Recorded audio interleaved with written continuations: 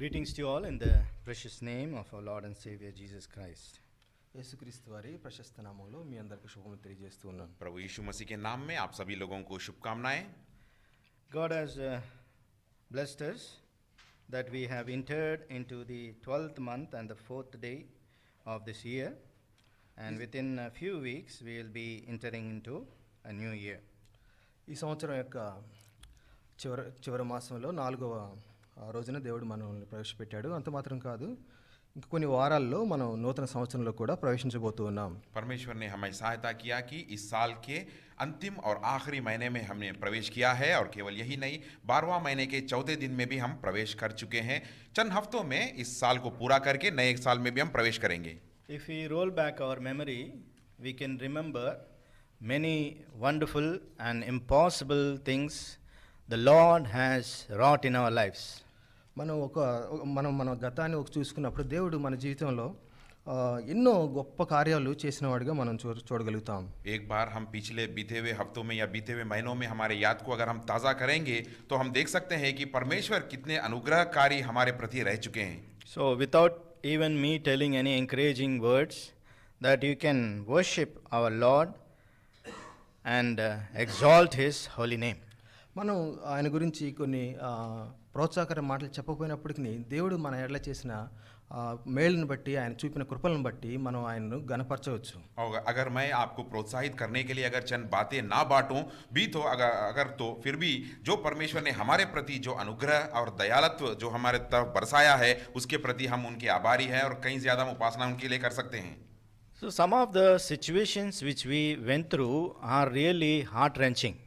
నిజంగా కొన్ని పరిస్థితులు గుండా మనం వెళ్ళినప్పుడు అవి నిజంగా చాలా హృదయ విదారకంగా అనిపిస్తాయి. और कई बार हम देखते हैं जिन परिस्थितियों से हम गुजर चुके हैं, उन परिस्थितियों को हम याद करेंगे तो हमारे हृदय में बहुत ही दुख ले आने वाली बात है. But yet God has helped us to pass through all these difficult situations.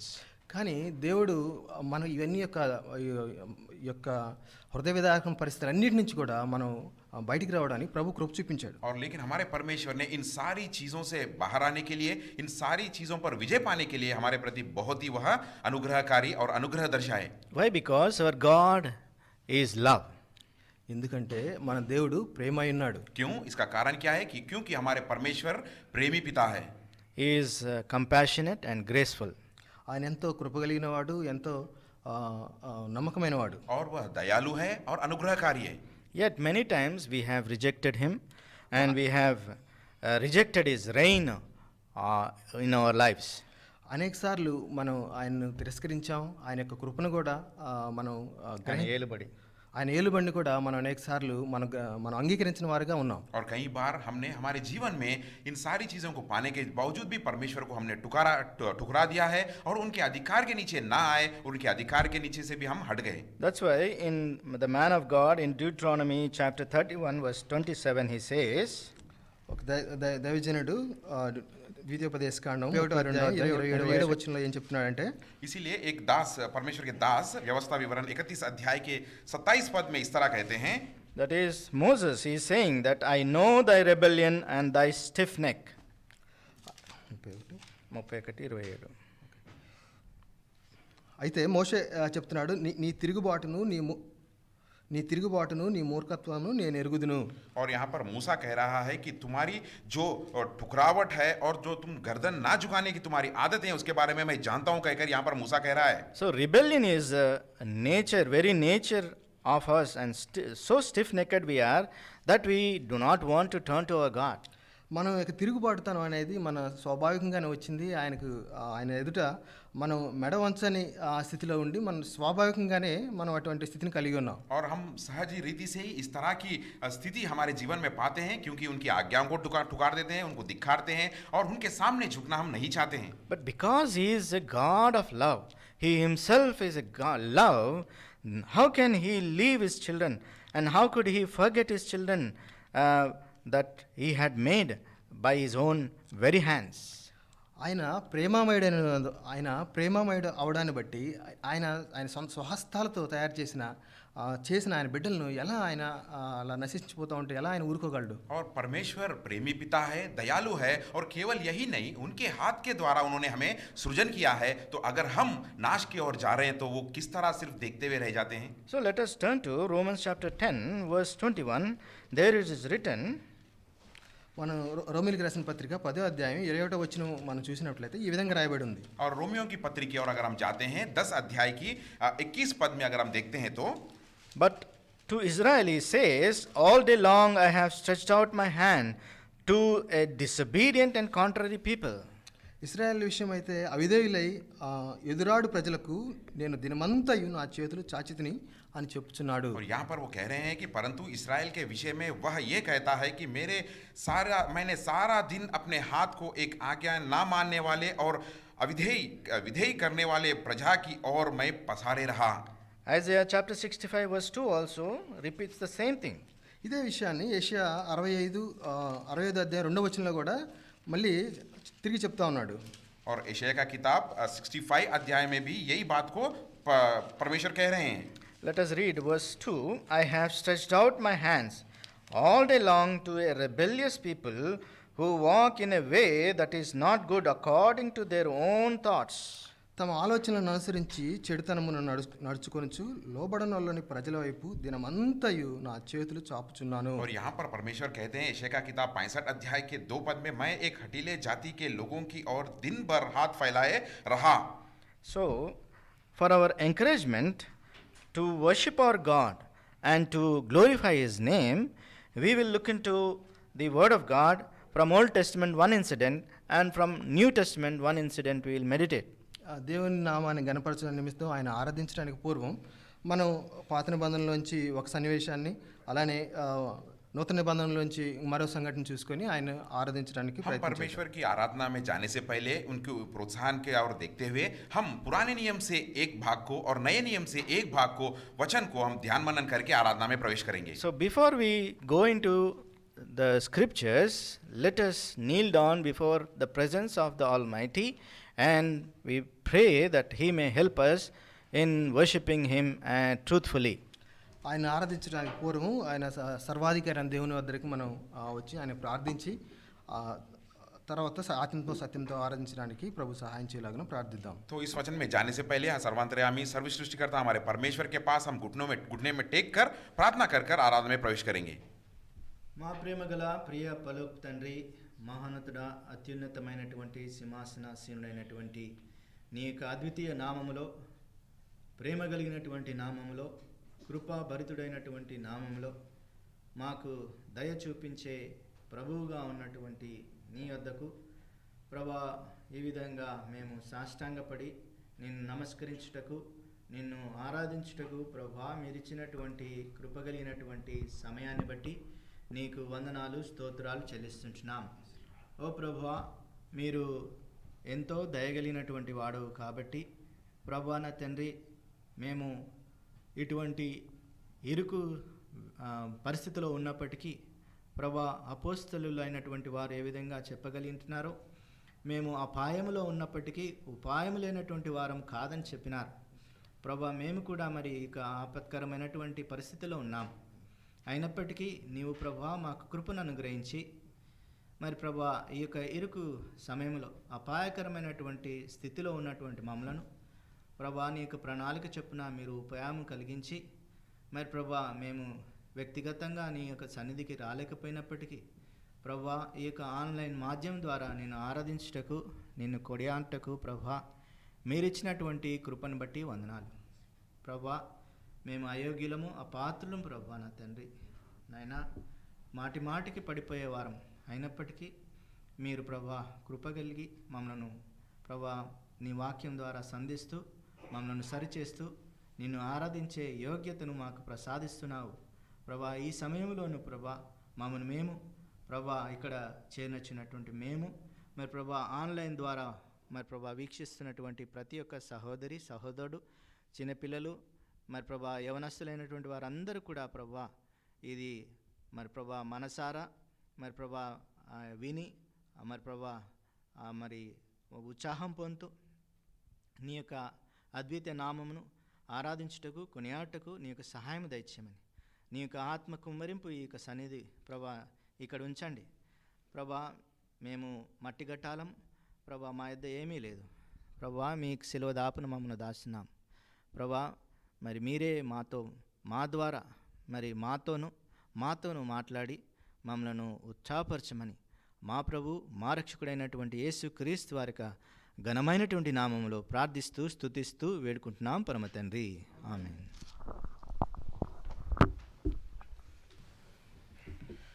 So let us turn to 1 Samuel chapter 7. సమూయేలుకు రాసిన మొదటి సమూయేలు గ్రంథం 7వ అధ్యాయం. पहला समूएल का किताब 7 अध्याय की ओर हम चलते हैं And verse 2. 7వ అధ్యాయం 2వ వచనం. और उसका दूसरे पद. So it was that the ark remained in Kirjath Jearim a long time. It was there 20 years, and all the house of Israel lamented after the Lord. So we see here that the ark of the Lord was kept in Kirjath Jearim for a long time, about 20 years. ఇక్కడ మనం గమనించినట్లయితే దాదాపు 20 సంవత్సరములు మందసము కిర్యాతయారీములో ఉంచబడింది. और यहाँ पर हम देखते हैं परमेश्वर की संदूक किर्यातारीम के नाम के लोगों के बीच 20 साल तक रखा रहा. That means the house of Israel was without the presence of God for the 20 years. They were without the presence of God. అంటే దీని అర్థం ఏంటంటే ఇశ్రాయేలీలు దాదాపుగా దేవుని యొక్క సన్నిధి లేకుండా 20 సంవత్సరాలు గడిపారు. और हम यहाँ पर ये देखते हैं कि लगभग 20 साल तक इस्राएल की प्रजा के बीच में परमेश्वर का संदूक ना रहा. And they lamented for the Lord. దేవుని కోసం వాళ్ళు ప్రలాపించారు. और इसके बारे में वो परमेश्वर के और वो रोते रहे. Because the presence of God was not there, the enemy's fear came into their hearts. దేవుని యొక్క సన్నిధి వారితో లేనందున శత్రు యొక్క భయము వారి హృదయాల్లో వచ్చింది. और परमेश्वर के संदूक उनके बीच में ना रहने की वजह से, परमेश्वर की उपस्थिति उनके बीच में ना रहने की वजह से दुश्मन की डर उनके दिल में पैदा हो गया. The fear of Philistines gripped the heart of the children of Israel. ఫిలిస్తీన్ల యొక్క భయము ఇశ్రాయేల్ యొక్క హృదయాలను ఎంతగానో కలవరపరిచింది. और यहाँ पर हम देखते हैं फिलिस्तियों का डर इस्राएल के प्रजाओं के हृदय में बस गया था. Why? Because they forgot that mighty works, that great works which the Lord has done in their lives. ఎందుకనగా వారు యేసు ప్రభు వారి జీవితాల్లో చేసిన గొప్ప కార్యాలను, అద్భుతమైన క్రియలను వారు మర్చిపోయారు. क्योंकि वो लोग इस्राएल की प्रजा परमेश्वर उनके प्रति जो महान अद्भुत आश्चर्यकार दर्शाए थे, उस सारे कार्यों को वो भूल चुके थे. That is why we see in verse 7, now when the Philistines heard that the children of Israel had gathered together at Mizpeh, the lords of Philistines went up against Israel. And when the children of Israel heard of it, they were afraid of the Philistines. ఇక్కడ మన 7వ వచనంలో మనం చూసినట్లయితే ఇశ్రాయేలీయులు మిస్పాలో కూడి ఉన్నారని ఫిలిస్తీయులు వినినప్పుడు ఫిలిస్తీయుల సర్దారులు ఇశ్రాయేల్ మీదకి వచ్చిరి. ఈ సంగతి ఇశ్రాయేలీయులు విని ఫిలిస్తీయులకు భయపడి. और 7 पद में हम इस तरह पढ़ते हैं, जब फिलिस्तियों ने सुना कि इस्राएली मिस्पा के उस वहाँ पर इकट्ठे हुए हैं, तब उनके सरदारों ने इस्राएलों पर चढ़ाई की. यह सुनकर इस्राएली फिलिस्ती में यहाँ भयभीत हुए हैं. So we see the man of God, Samuel, speaking to them, saying them that if you return unto our Lord with all your hearts and put away the foreign gods from you, then the Lord will deliver you. అప్పుడు సమూయేలు వారితో చెప్తున్న మాట ఏంటంటే, అన్ని దేవతలను అందరిని విడిచిపెట్టి మీ పూర్ణ హృదయంతో మీరు దేవుని వైపు చూస్తే ఆయన మిమ్మల్ని విడిపిస్తాడని చెప్తూ ఉన్నాడు. और इस्राएलियों से समूएल ने इस तरह कहा कि अपने बीच जो भी अन्य जातियों की जो मूर्तियां हैं, देवताएं हैं, उन सारे वस्तुओं को छोड़कर परमेश्वर की ओर अपना मन फिराओ तो परमेश्वर तुम्हारी सहायता करेगा. Not only removing the other gods, but also preparing their hearts unto the Lord and serve Him only. వారిని అన్య దేవతలను విడిచిపెట్టడం మాత్రమే కాదు కానీ వారి హృదయాలను దేవుణ్ణి నిజ దేవుణ్ణైన దేవుని ఆరాధించడానికి వారి హృదయాలను సిద్ధపరచుకోమని చెప్తూ ఉన్నాడు. और वो कह रहे हैं यहाँ पर सिर्फ अन्य जातियों की देवताओं को मूर्तियों को ही निकालना ही नहीं, लेकिन अपने हृदय को इस तरह तैयार करो कि अपनी पूर्ण मनस से परमेश्वर की स्तुति और बढ़ाई करें. So then the Lord will deliver you. He will hear your cry and He will answer you and deliver you from that fear of that enemy. అప్పుడు మాత్రమే ప్రభు మీ యొక్క హృదయ వేదన విని మీ ప్రార్థన విని మిమ్మల్ని శత్రు యొక్క భయం నుంచి మిమ్మల్ని విడిపించగలుగుతాడు. और तब वो कह रहे हैं कि परमेश्वर तुम्हारी प्रार्थना सुनेगा और तुम्हारे हृदय के अंदर जो दुख है उसे निकाल देगा, जो डर है उसे निकाल कर फिलिस्तियों के हाथों से तुम्हें छुटकारा दिलाएगा. So we'll read from verse 8 to 12. I will read in English, then brother will read in Telugu. So ఇప్పుడు 8వ వచనం నుంచి 12వ వచనం వరకు మనం చూద్దాం. और इसी अध्याय में अगर 8 से लेकर 12 पद तक अगर हम पढ़ते हैं तो So the children of Israel said to Samuel, do not cease to cry out to the Lord our God for us, that we may save us from the hand of the Philistines. And Samuel took a suckling lamb and offered it as a whole burnt offering to the Lord. Then Samuel cried out to the Lord for Israel, and the Lord answered him. And now as Samuel was offering up the burnt offering, the Philistines drew near to battle against the children against Israel, but the Lord thundered with a loud thunder upon the Philistines that day, so confused them that they were overcome before Israel. మన దేవుడైన యెహోవాను ఫిలిస్తీయుల చేతుల నుండి మనల్ని రక్షించినట్లుగా మా కొరకు ఆయనను ప్రార్థన చేయటం మానవద్దని సమూయేలు వద్ద మనవి చేసిరి. సమూయేలు పాలు విడువని ఒక గొర్రెపిల్లను తెచ్చి యెహోవాకు సర్వాంగ బలిగా అర్పించి ఇశ్రాయేలీయుల పక్షమున యెహోవాను ప్రార్థన చేయగా యెహోవా అతని ప్రార్థన అంగీకరించెను. సమూయేలు దహన బలి అర్పించుచుండగా ఫిలిస్తీయులు యుద్ధం చేయుటకై ఇశ్రాయేలు మీదకు వచ్చిరి. అయితే యెహోవా ఆ దినమున ఫిలిస్తీయుల మీద మెండుగా ఉరుములు ఉరిమించి వారిని తారుమారు చేయగా వారు ఇశ్రాయేలు చేత ఓడిపోయి ఇశ్రాయేలీయులు మిస్పాలో నుండి బయలుదేరి బేత్కారు వరకు ఫిలిస్తీయులను తరిమి హతము చేసిరి. అప్పుడు సమూయేలు ఒక రాయి తీసి మిస్పాకును షేనుకును మధ్య దాన్ని నిలిపి ఇంతవరకు యెహోవా మనకు సహాయం చేసినని చెప్పి దానికి ఎబెనేజరు అని పేరు పెట్టెను. और यहाँ पर इन वचनों में 8 से लेकर 12 तक हम देखते हैं जिस तरह समूएल ने इस्राएल की प्रजा को समझाया है, जिस तरह क्या करना चाहिए और जिस तरह से उनकी प्रार्थना कर कर परमेश्वर के पास लौटना है, तब उसके द्वारा परमेश्वर जिस तरह उनको फिलिस्तियों पर उनको विजय दिया कहकर. So we see here, according to verse 9, we read that Samuel took a suckling lamb and offered it as a whole burnt offering to the Lord. ఇక్కడ 9వ వచనంలో మనం చూసినట్లయితే సమూయేలు పాలు విడువని ఒక గొర్రె పిల్లను తెచ్చి యెహోవాకు సర్వాంగ బలిగా అర్పించాడు. और यहाँ पर 9 पद में हम देखते हैं तब समूएल ने एक दूध पीता मेमने को ले आकर स्वर्गीय होम बलि करके यहाँ पर यहोवा को चढ़ाए, जैसा हम देखते हैं. So what do we see by this offering is that it is offered as a whole burnt offering. ఇక్కడ మనం ఈ యొక్క బలి అర్పించడం ఏంటంటే సర్వాంగ బలిగా అంటే సంపూర్ణంగా బలి అర్పించినట్లు మనం చూస్తా ఉన్నాం. यहाँ पर हम देख रहे हैं और पढ़ते हैं कि समूएल ने यहाँ पर एक मेमने को ले आकर सर्वांग होम बलि की तरह वहाँ चढ़ाए. So it reminds us of offering a complete offering to the Lord. ఇది దేనికి తెలియజేస్తుందంటే దేవుని మన సంపూర్ణంగా మనం అర్పించుకోవడానికి తెలియజేస్తుంది. और यहाँ पर ये बात हमें क्या दर्शाता है कि सर्वांग होम बलि मतलब हम अपने आप को संपूर्ण और परिपूर्ण रीति से परमेश्वर को सौंप लेना. When it comes to the burnt offering, there also we see without the altar there is no burnt offering. ఇక్కడ మనం సర్వాంగ బలిగా మనం చూస్తూ ఉంటే ఈ యొక్క బలిపీఠం లేనిదే ఆ యొక్క అర్పణ అనేది లేదు. और यहाँ पर हम देख रहे हैं कि एक सर्वांग होम बलि चढ़ाए जैसा यहाँ पर हम देखते हैं, लेकिन ये बलि हम कब चढ़ा पाएंगे? जब तक वहाँ पर बलि देने की वेदी नहीं है तो यहाँ पर हम बलि नहीं चढ़ा सकते. So we see Samuel first took care of that altar.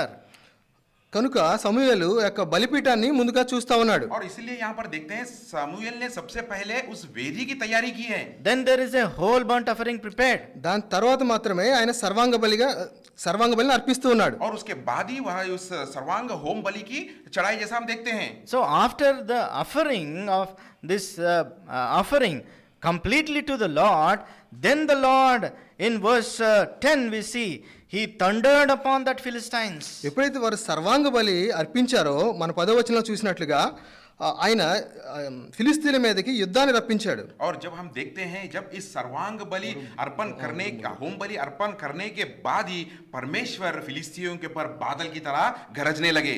So the Lord thundered upon the Philistines and confused them so much that the children of Israel could overcome them very easily. దేవుడు ఏ విధంగా అంటే యెహోవా ఆ దినమున ఫిలిస్తీన్ల మీదకి మెండుగా ఉరుములు ఉరిమించి వారిని తారుమారు చేయగా ఇశ్రాయేల్ చేత ఫిలిస్తీన్లు ఓడిపోయారు. और यहाँ पर हम देखते हैं परमेश्वर ने फिलिस्तियों के ऊपर बादल को बड़े कड़क से और गरजा सके ताकि वो वहां की परिस्थितियों को ना समझ पाए और वह अयोमय परिस्थिति में गिर गए थे. तब आसानी से इस्राएल की प्रजा ने उन पर विजय पाया. And in verse 12 we see the Lord becoming their Ebenezer. దేవుడు వారి యొక్క ఎబెనేజర్గా అయ్యాడు. और यहाँ पर 12 पद में हम पढ़ते हैं यहोवा ने उनके लिए एक एबनेजर की तरह रखा गया. Therefore they could say, hitherto the Lord hath helped us, and they could plant a stone there as a memorial to the Lord. అప్పుడు సమూయేలు ఒక రాయి తీసి మిస్పాకును షేకును మధ్య దానిని నిలిపి యెహోవా మనకు సహాయం చేసినని చెప్పి దానికి ఎబెనేజరు అని పేరు పెట్టెను. और यहाँ पर हम इस तरह पढ़ते हैं तब 12 पद में कि तब समूएल ने एक पत्थर को लेकर मिस्पा और शोन के बीच में रखकर वो वहां पर वो कहने लगा कि यहोवा ने हमें हमारी सहायता की है कहकर. So dear brothers and sisters, in our life there should be an altar for the Lord to prepare an offering that we may overcome the enemy. The enemy may be confused and we may overcome him. ప్రియమైన సహోదరులారా, మన జీవితంలో కూడా మనం ప్రభువుకి అర్పించడానికి మనకు ఒక బలిపీఠం మనకు కూడా ఉండాలి. ఎప్పుడైతే మనం మన అర్పణలు అర్పిస్తామో అప్పుడు మన శత్రువు భయం నుంచి మనం విడిపించబడి ప్రభువు మనల్ని విడిపించేవాడుగా ఉన్నాడు. इसीलिए प्रिय भाइयों और बहनों, हमारे अंदर भी हमारे हृदय में भी इस तरह का एक वेदी रहना चाहिए जहां पर हम हमारे परमेश्वर के लिए इस होम बलि को या चढ़ा सके, ताकि इस बलि के द्वारा परमेश्वर हमारे शत्रु के ऊपर बादल की तरह गरजे और शत्रु के ऊपर हमें विजय दिए. And that time the Lord has become our Ebenezer, and we will also be singing as the children of Israel. They could also set a memorial for the Lord. In that same way, we can also worship our God, praise His holy name because He delivered us. ఏ విధంగా ఇశ్రాయేలు ఆయన ఎబెనేజర్గా ఆయన మాకు సహాయం చేసిన అని చెప్పి ఎబెనేజర్గా ఆయన ఎంచుకుని ఆయన్ని స్తుతిస్తూ ఉన్నారు. మనం కూడా మన జీవితాల్లో ఆ విధంగా చేసినప్పుడు మనం కూడా ఆయన్ను స్తుతించగలుగుతాం, ఆయన్ని ఆరాధించగలం. जिस तरह इस्राएल की प्रजाओं ने जय पाने के बाद एक ब्लेजर की तरह परमेश्वर उनके बीच में रखा गया कहकर मानकर उन्होंने परमेश्वर की स्तुति और बढ़ाई की, इसी तरह परमेश्वर हमारे जीवन में भी एक ब्लेजर तरह बने रहेंगे ताकि हम भी शत्रु के ऊपर विजय पाकर उनकी स्तुति और उपासना कर सके. Even our condition was like similar to Israelites, how they were serving the other gods, that Ashtaroth and Baalim, how they were worshipping him. We were also distracted in our own ways and walking according to our own ways, but God in His own mercy, in His love and grace saved us. మనం కూడా ఇశ్రాయేల్ వరే అన్ని దేవతలను మనం ఆరాధిస్తూ ఉన్నప్పుడు మనం కూడా మన సొంత మార్గాల వైపు మనం వెళ్తూ ఉన్నప్పుడు ప్రభువు తన కృపను బట్టి తన దయా సంకల్పాన్ని బట్టి మనం ప్రేమించి మనల్ని రక్షించాడు. हमारी स्थिति भी इसी इस्राएलियों की प्रजाओं की तरह ही थी. हम भी हमारे परमेश्वर को छोड़कर जिस तरह इस्राएल की प्रजा अष्टारोत और दूसरी देवताओं की मूर्ति पूजा कर रहे थे, हम भी इसी तरह था कि हमारे जीवित परमेश्वर को छोड़कर हम बिछड़ चुके थे. लेकिन उनकी अनुग्रह के द्वारा, उनकी दयालत्व प्रेम के द्वारा उन्होंने हमें छुड़ाकर हमें उद्धार दिया. So every believer should have the experience of mispay and shame, that they could also set a stone for the Lord as a memorial and worship Him and praise Him.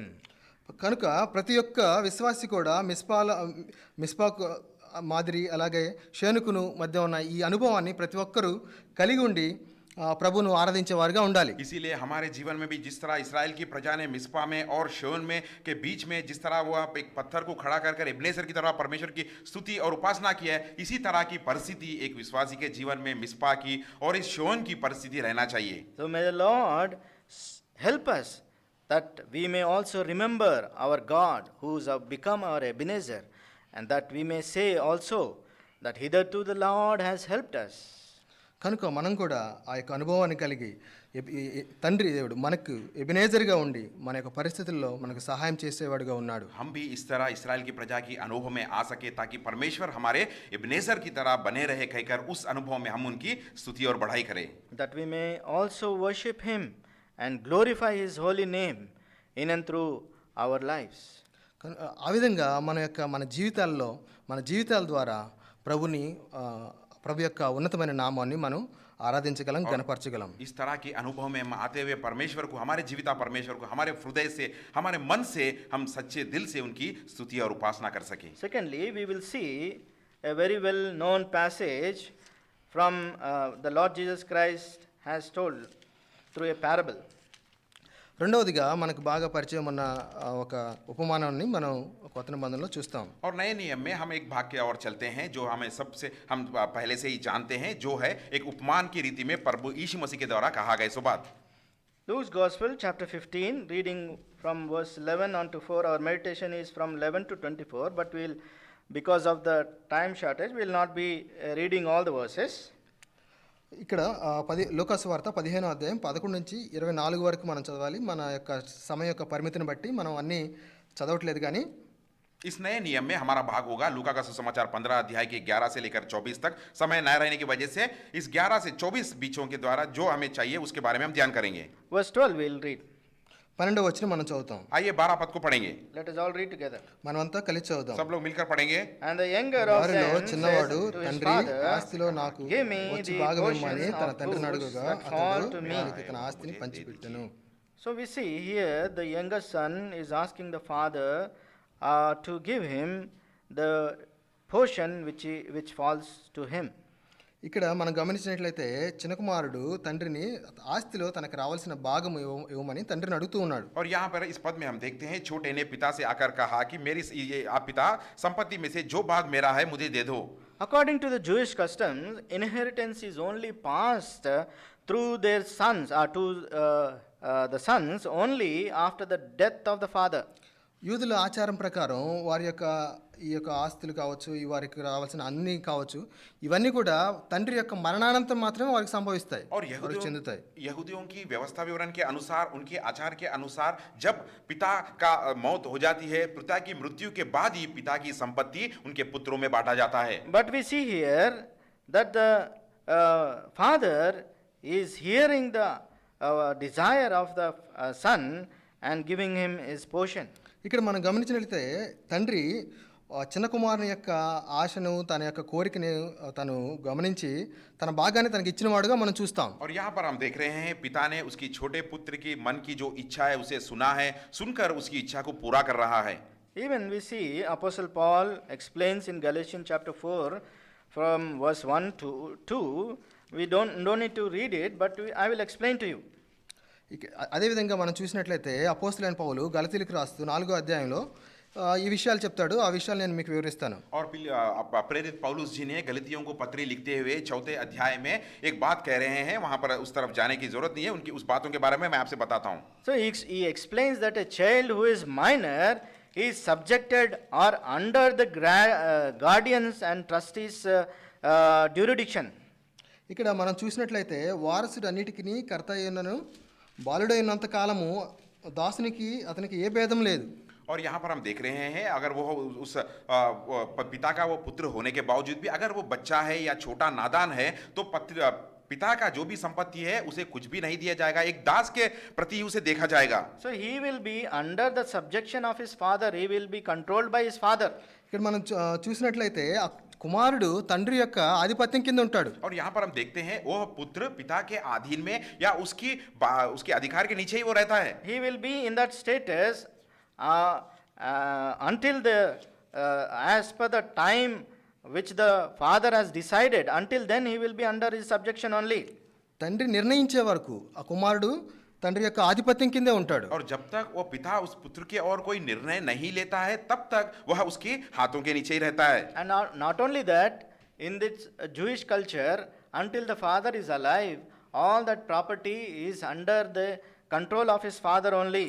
యూదుల సాంప్రదాయం ప్రకారం యూదుల ఆచారం ప్రకారం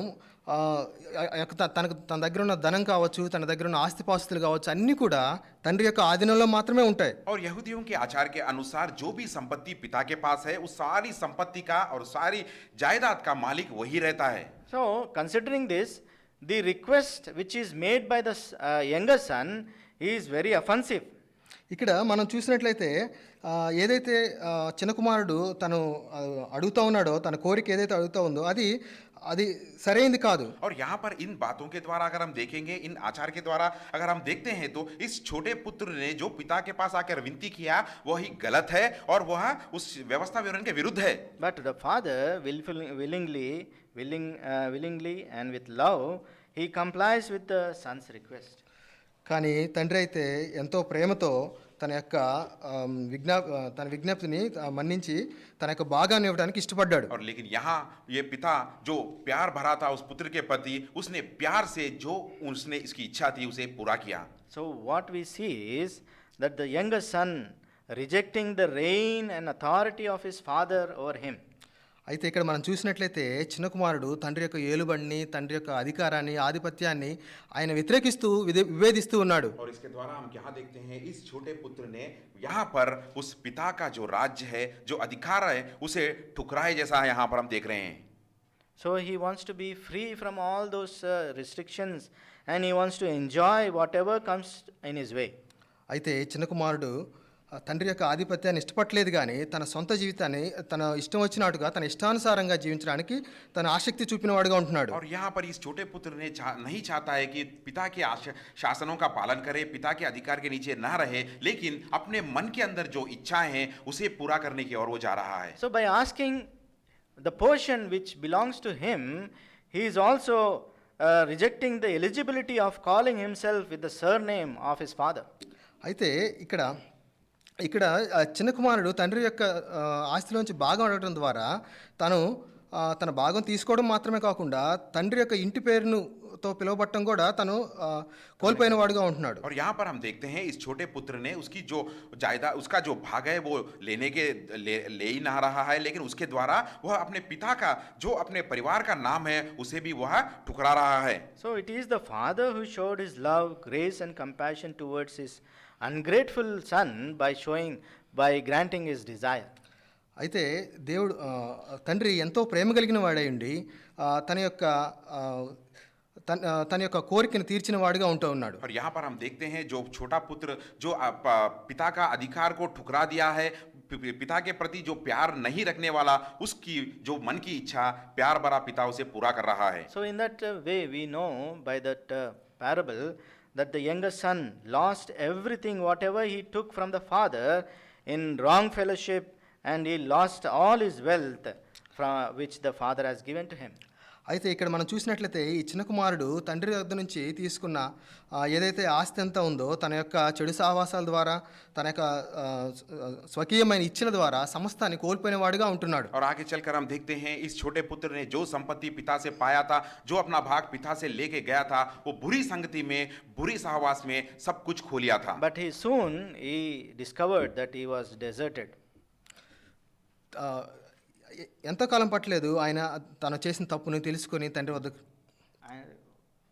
ఆయన చుట్టూ ఉన్నటువంటి వారు ఆయన వదిలేసి వెళ్ళిపోయారు. ఓకే, కానీ అయితే ఎప్పుడైతే తండ్రి నుంచి విడిచిపెట్టి వెళ్ళాడో తన కుమారుడి దగ్గర ఉన్న డబ్బులన్నీ అయిపోగానే, సంపద అంతా అయిపోగానే తన చుట్టూ ఉన్న స్నేహితులందరూ తను విడిచిపెట్టి వెళ్ళిన వారుగా ఉన్నారు. लेकिन तुरंत ही वो जान चुका था कि जब सब कुछ वो खो लिया था कि तुरंत वो एहसास कर पाया कि सब कुछ उसे खो लिया और सब लोग उसे छोड़कर चला गए. But back home we see the father, a loving father who is hoping one day his son will return back to him. అయితే తండ్రి, ప్రేమ కలిగిన తండ్రి ఒకరోజు తన కుమారుడు తిరిగి తన దగ్గరికి వస్తాడని ఎంతో ఆశ కలిగి ఉన్నాడు. और दूसरी ओर हम देखते हैं उस प्यार भरा पिता इस इंतजार में था कि एक ना एक दिन जरूर उसका बेटा लौट कर आएगा. So one author writes about this parable in a beautiful way. ఇక్కడ మన రచయిత ఎంతగానో రచయిత కాదు, వేరే రచయిత. ఓకే, ఇక్కడ గ్రంథకర్త ఇక్కడ చాలా ఒక స్పష్టమైన ఒక అద్భుతమైన రీతిలో రాస్తూ వచ్చాడు. एक लेखक के बारे में हम देखते हैं जो इसी उपमान को बहुत अद्भुत रीति से इस तरह लिखा है.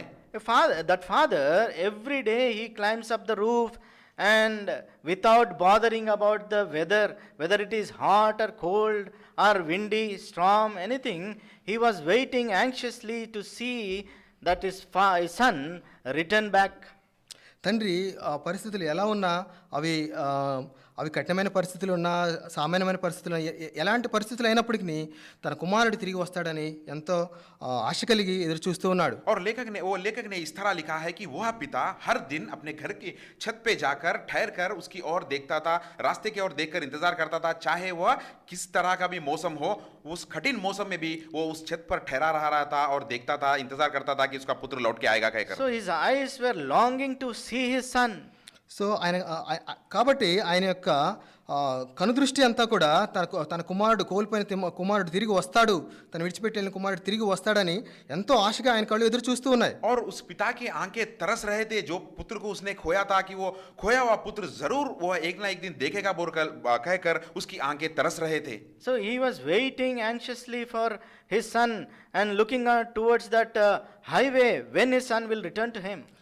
అయితే తన కుమారుడు ఎప్పుడు తిరిగి వస్తాడా అని ఎంతో ఆసక్తిగా ఎదురు చూడటం మాత్రం కాకుండా ఆ రోడ్డు వైపు హైవే వైపు చూస్తూ ఉన్నాడు, ఎప్పుడు నా కుమారుడు నా ప్రియకుమారుడు నా వద్దకు తిరిగి వస్తాడు అని. और उस तरसते हुए आंखों के साथ वह इस दृष्टि से वह देख रहा था, उस मार्ग पर देख रहा था कि कब वो लौटकर आएगा कहकर. On the other side, the son lost everything. He was penniless, he was poor, stuck in the famine, no one to care about him.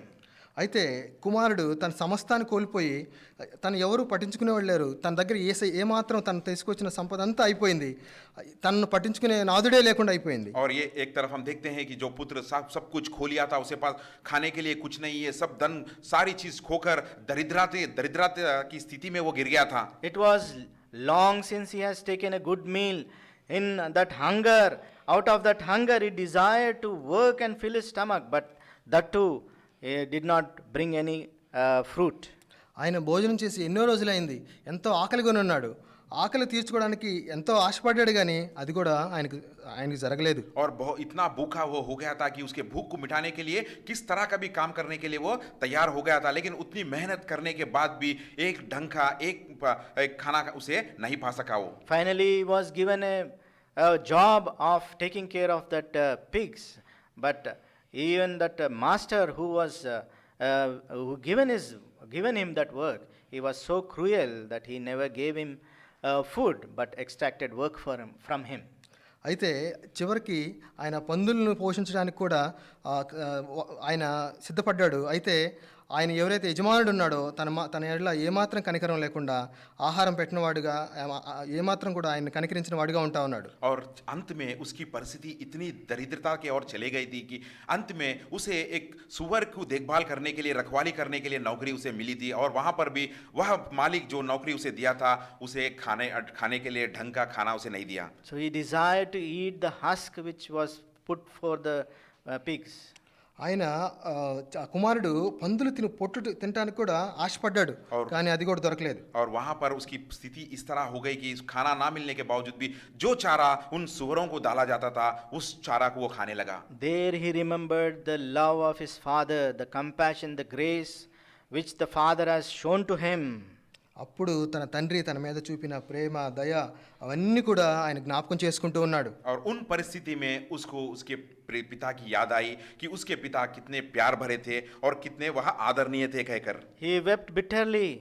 ఎంతగానో దుఃఖించాడు. और इन बातों को याद करते हुए बहुत बुरी तरह वो रोने लगा. He wept bitterly, remembering how loving his father was. ఎంతగానో దుఃఖిస్తూ ఉన్నాడు. ప్రభు యొక్క ప్రేమ, తన తండ్రి యొక్క ప్రేమను గుర్తు చేసుకొని ఎంతగానో తను వేదన చెందుతూ బాధపడుతూ ఉన్నాడు. और इन सारी बातों को याद करते हुए उसके पिता कितना प्यार भरा उसके प्रति था, इन बातों को याद करके वो अपने दुख में, अपने मन में दुखी होकर रोने लगा.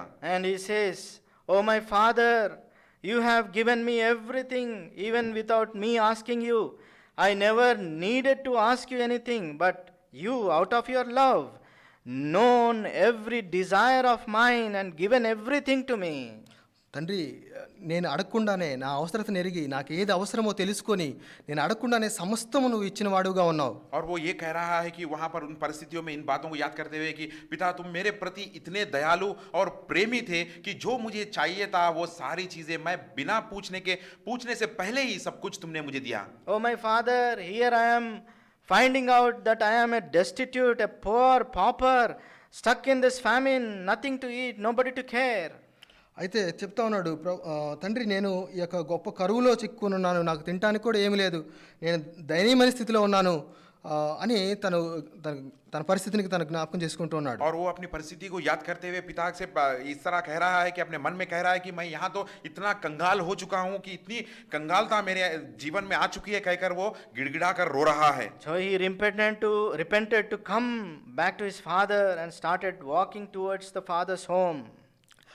కనుక ఆయన పశ్చాత్తాపం చెంది తన యొక్క తండ్రి ఇంటికి రావడానికి సిద్ధపడ్డాడు. तब उसने अपने दिल में पश्चाताप किया और पश्चाताप कर ये निर्णय लिया कि मैं अब अपने पिता के घर जाऊंगा, कहकर उसके पिता के घर के मार्ग के और वो निकल पड़ा. And each step he took, it was so difficult for him because he has no strength in him. With great effort, he made his way towards the father's house. ఆయన ఎంత దీనస్థితిలో ఉన్నాడంటే తండ్రి వైపు అడుగు కూడా వేయటానికి కూడా అతనికి శక్తి లేనంతగా బలహీనుడిగా ఉన్నాడు, తండ్రి వైపు నడుస్తూ ఉన్నాడు. और उसके लिए ये बहुत ही कठिन भरा था क्योंकि इतने मुश्किलों में था कि उसकी शरीर में इतनी भी शक्ति नहीं थी कि वो एक कदम उठाकर कदम आगे बढ़ाए उसके पिता के घर की ओर जा सके. But when the father who was waiting and longing to see his son, he was still on that roof waiting for his son. అయితే తండ్రి ఎంతో కనికరం కలిగిన వాడై ఆ యొక్క మేడ మీద నుంచి తన కుమారుడి కోసం ఎంతో ప్రేమ కలిగి ఎంతో ఆశతో కనికరంగా చూస్తూ ఉన్నాడు. और यहाँ पर हम देखते हैं उसके पिता ने उस छत पर ठहरा रहा, वो दयालु पिता अपने आंखों को तरसते हुए देख रहा था मार्ग में कि वह जरूर वो लौटाएगा कहकर. The father could see glimpses of a shadow in the mirage of his son returning back. Immediately he ran down the steps. Okay, ఇక్కడ మనం చూసినట్లయితే తండ్రి ఆ యొక్క రహదారుల మీద ఆ యొక్క ఎండమామలు చూసినట్లుగా తన యొక్క కుమారుడు రావడాన్ని తను ఆస్వాదిస్తూ ఉన్నాడు. और उस पिता ने दूर से देखकर पहचान चुका था कि उसका पुत्र लौट आ रहा है. उसकी छाया को देखकर वह पहचान चुका था कि वो लौट के आ रहा है. तुरंत वो छत से उतरकर सीढ़ियों से उतरकर भागकर नीचे आया. So he ran towards his son and fell upon him and kissed him, not minding how dirty he was. అయితే తండ్రి ఆ పరిస్థితిని ఏం చూడకుండా కుమారుడు దగ్గరికి వచ్చి అతని మీద పడి ముద్దు పెట్టుకున్న వాడిగా ఉన్నాడు. ఎంత మురిక్గా ఉన్నా అవేం చూడలేదు, తన ప్రేమను మాత్రమే వ్యక్తపరుస్తూ ఉన్నాడు. और उस पिता ने उस पुत्र के ओर भागकर उसे झपक लिया और उसकी गर्दन के ऊपर वह चूम लिया. और चूमते हुए समय उसने ये नहीं सोचा कि कितनी गंदगी से उसकी शरीर भरी हुई है कहकर. He was not mindful of that stink which is coming out of his body. So కాబట్టి అతని యొక్క శరీరం నుంచి ఏ చెడ్డ వాసన వస్తుంది, దుర్గంధం వస్తుంది, అవే తను పట్టించుకోవట్లేదు. కానీ ఆయన కనికరంతో ఆయన మెడ మీద పడి ముద్దు పెట్టుకునేవాడుగా ఉన్నాడు. और उस पिता ने उस पुत्र के पास जाकर अपने उसको झपक कर उसको चूमा था और उसने इसकी परवाह नहीं की कि उसकी शरीर से किस तरह की बदबू आ रही थी. He embraced him and he looked upon him with love and compassion. ప్రేమతో కనికరంతో అతని తండ్రి కుమారుణ్ణి కౌగిలించుకున్న వాడిగా ఉన్నాడు. उसने उसे जाकर गले लगाया, अपने प्यार और अपने अंदर का जो दयालुत्व था वह वहां पर दर्शाया है. So we see 5 points in this. ఇక్కడ మనం 5 అంశాలు మనం చూస్తాం. और इस उपमान में इन बातों में 5 बातों को हमने ध्यान किया. O son who is not worthy to be called his son, now received by the father in love, grace and compassion. కుమారుడుగా పిలవడానికి కూడా తన అర్హత లేనివాడు దేవుని యొక్క కనికరాన్ని బట్టి కృపను బట్టి కుమారుడుగా పిలువబడుతూ ఉన్నాడు. और यहाँ पर हम देखते हैं एक छोटे पुत्र जो पुत्र कहने का लायक नहीं था, लेकिन पिता के दयालुत्व में प्रेम में उसने दोबारा पुत्र के जैसा स्वीकार किया गया. A son who lost all his honor, now he is restored to the full honor by clothing him with the best robe. ఇక్కడ మనం చూసినట్లయితే కుమారుడు తనకున్న సమస్తాన్ని తను కోల్పోయినప్పుడు, తన యొక్క గౌరవాన్ని సమస్తాన్ని కోల్పోయినప్పుడు, ఆయన ప్రశస్తమైన వస్త్రం ద్వారా తండ్రి వద్దకు వచ్చినప్పుడు తండ్రి తనను యొక్క కోల్పోయిన సమస్తాన్ని తిరిగి ఇచ్చి ప్రశస్త వస్త్రంతో తను అలంకరించినట్లుగా మనం చూస్తాం. और जो पुत्र सब कुछ खो लिया था, उसके वो परिवार में जो स्थायी था, जो उसकी स्थायी थी, वो सारी चीज खो जाने के बावजूद भी पिता ने उसे श्रेष्ठ वस्त्र पहनाकर दोबारा उसे उसकी स्थायी को लौटाया. A son who has lost his authority by being unruly and to be heir of his substance, made to put on the ring of authority. అయితే తన అధికారాన్ని సమస్తాన్ని కోల్పోయాడు, తన యొక్క వారసత్వాన్ని కోల్పోయాడు తను చేసిన క్రియలను బట్టి. అయితే తండ్రి ఆయనకు ఒక ఉంగరాన్ని తొడగడం ద్వారా, ప్రశస్తమైన వస్త్రం తెచ్చి అతని చేతికి ఉంగరాన్ని పెట్టడం ద్వారా మళ్ళా తను కోల్పోయింది పొందుకున్నవాడిగా ఉన్నాడు. जो पुत्र ने अपनी स्वास्थ्य को उस परिवार से खो लिया था, उस परिवार के प्रति जो अधिकार उसे था, जो संपत्ति था, वो सब कुछ खोने के बावजूद भी उस पिता ने दोबारा उसके हाथों में अंगूठी पहनाने के द्वारा सब कुछ अधिकार को वो दोबारा पाया. A son who is not eligible to be called by his surname, now made on to put his shoes to walk in the footsteps of his father. అయితే తన కుమారుడు తండ్రి యొక్క ఇంటి పేరుతో కూడా తను పిలవడానికి తన అర్హత లేని వాడిగా ఉన్నాడు, కానీ తండ్రి అయితే తను క్షమించి తన పాదములకు చెప్పులు తొడిగించిన వాడిగా ఉన్నాడు. और यहाँ पर हम देखते हैं जो पुत्र अपने घरेलू नाम को छोड़कर चला गया था, घरेलू नाम को खो दिया था, उस पुत्र को उस पिता ने अपने पैर में जोड़ियां पहनाने के द्वारा दोबारा उस पिता के पीछे चलने के लिए उसे अधिकार दिया. Fifthly and lastly, a son who was considered dead, now made alive through the love of his father.